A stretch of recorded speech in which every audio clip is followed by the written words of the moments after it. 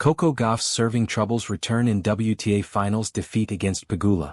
Jessica Pegula beats Gauff 6-3, 6-7, 4, 6-2. World number 1 Sabalenka defeats Paolini in earlier match. Coco Gauff's serving woes followed her into the final week of the season, as the Americans' title defense at the WTA Finals in Riyadh began with a bruising 6-3, 6-7, 4, 6-2 loss to her compatriot Jessica Pegula in their first match of the group stages.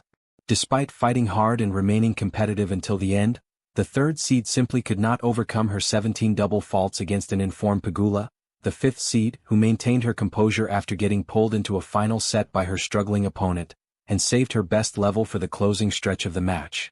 Pegula's victory could prove to be an important win in the Stephanie Graf group, with Aryna Sabalenka looming and favored to advance. Earlier on Sunday, the world number 1 opened her tournament with a confident 6-3, 6-1 win over Jasmine Paolini, the 8th seed. The victory was Sabalenka's 60th of the season, the first time she has achieved this milestone. Gauff's serving difficulties have been the source of much discussion in recent months, and here her second serve fell apart again. The reigning French Open champion twice served for the second set and held a set point at 6-5 before serving 3 consecutive double faults. Still, Gauff showed her mental toughness by forcing a final set, and her cause was aided by first serve speeds of up to 128 miles per hour. Pegula has found her best form of 2025 in the final months of the season, following up her semi-final at the US Open with semi-final and final runs in Beijing and Wuhan last month, and that confidence was on show in the closing set. She received so little rhythm from Gauff, but continued to force herself inside the baseline and take the ball early off both wings in the most important moments, winning with quality, clear-headed tennis when it was most needed.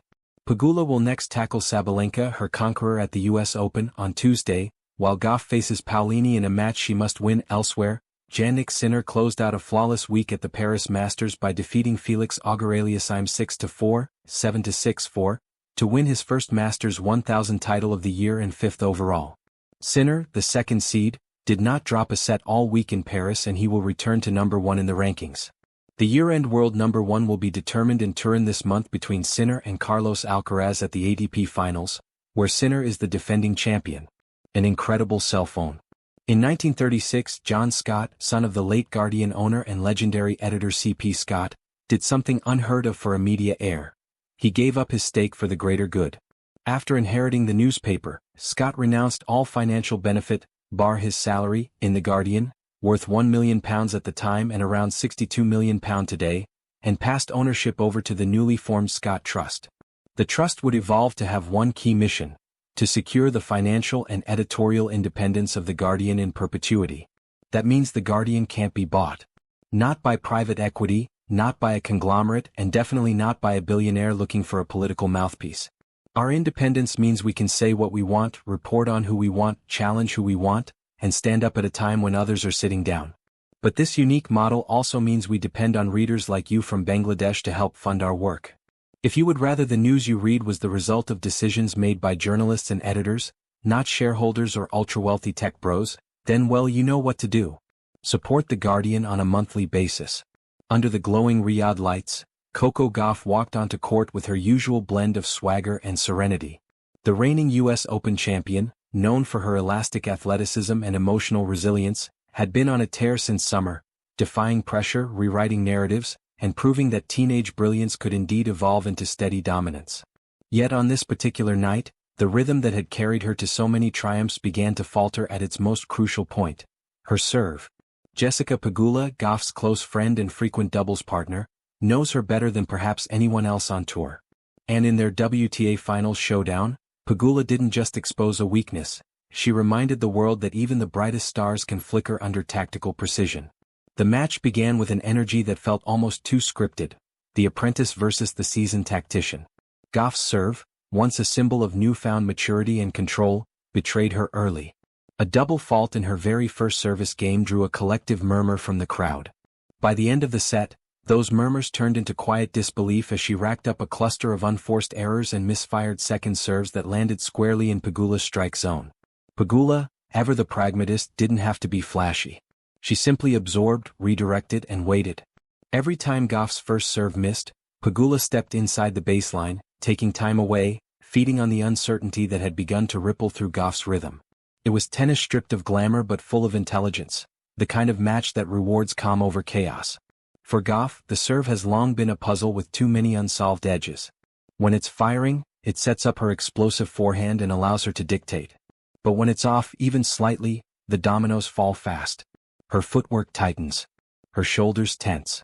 The confidence that fuels her counterpunching begins to crack. Against Pegula, that spiral returned with eerie familiarity.